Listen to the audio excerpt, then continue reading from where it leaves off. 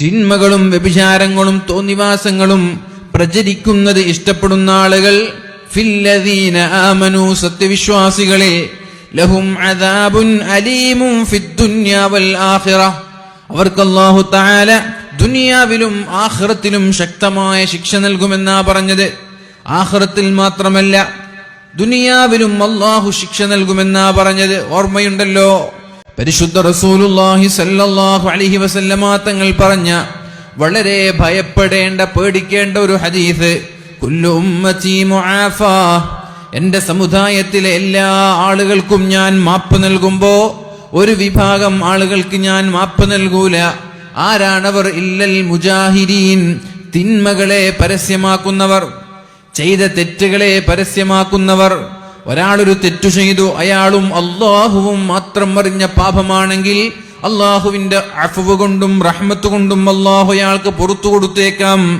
എന്നാൽ നേരെ മറിച്ച് അല്ലാഹു മറച്ചുവെച്ച പാപങ്ങളെ അടിമകളായ നമ്മൾ പരസ്യമാക്കിയാൽ അല്ലാഹു മാപ്പ് നൽകൂല എന്നാണ് പരിശുദ്ധ റസൂലുള്ളാഹി സ്വല്ലല്ലാഹു അലൈഹി വസല്ലമ തങ്ങൾ പഠിപ്പിച്ചത്. അതാണ് ഈ ഖുർആനിന്റെ ആയത്ത്, യുഹിബ്ബൂന അൻ തശീഅൽ ഫാഹിഷ.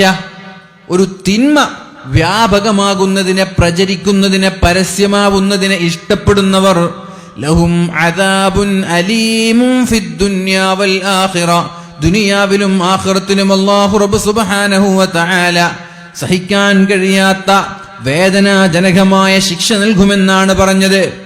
മഹദിയായ ആയിഷ ബീവി റളിയല്ലാഹു അൻഹാ റിപ്പോർട്ട് ചെയ്യുന്ന ഒരു ഹദീസ് കാണാം, അതദറൂന അർബദ്ദിബാ ഇൻദല്ലാഹ്, പലിശകളിൽ ഏറ്റവും കാഠിന്യമുള്ള പലിശ, തെറ്റുകളിൽ ഏറ്റവും വലിയ കാഠിന്യമുള്ള തെറ്റേതാണെന്ന് നിങ്ങൾക്കറിയുമോ എന്ന് റസൂലുള്ളാഹി സല്ലല്ലാഹു അലൈഹി വസല്ലമ തങ്ങൾ ചോദിച്ചപ്പോ മഹാന്മാരായ സ്വഹാബാക്കൾ പറഞ്ഞു, അല്ലാഹു വ റസൂലുഹു അഅലം, ഞങ്ങൾക്കറിയില്ല നബിയെ, നിങ്ങൾ പറഞ്ഞു തരൂ എന്ന് പറഞ്ഞു.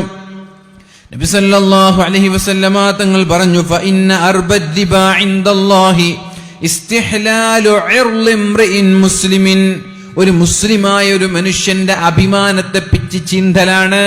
ഒരു മുസ്ലിമായ ഒരു സഹോദരനെ, നമ്മുടെ ഒരു സഹോദരനെ, നമ്മുടെ ഒരു സഹോദരിയെ, നമ്മുടെ കുടുംബമാവട്ടെ, ഭാര്യയാവട്ടെ, ഭർത്താവട്ടെ, മക്കളാവട്ടെ, അയൽവാസികളാവട്ടെ, സുഹൃത്തുക്കളാവട്ടെ, അവരുടെ തിന്മകളെ, അവരുടെ രഹസ്യങ്ങളെ പരസ്യമാക്കുന്നത്, അവരുടെ അഭിമാനത്തെ പിച്ചിച്ചീന്തുന്നത്, അത് ഉള്ളതാവട്ടെ ഇല്ലാത്തതാവട്ടെ, ഉള്ളതായാൽ വരെ തെറ്റാണ്, പിന്നെയല്ലേ ഇല്ലാത്ത അപവാദങ്ങൾ പറഞ്ഞു പരത്തുന്നത്.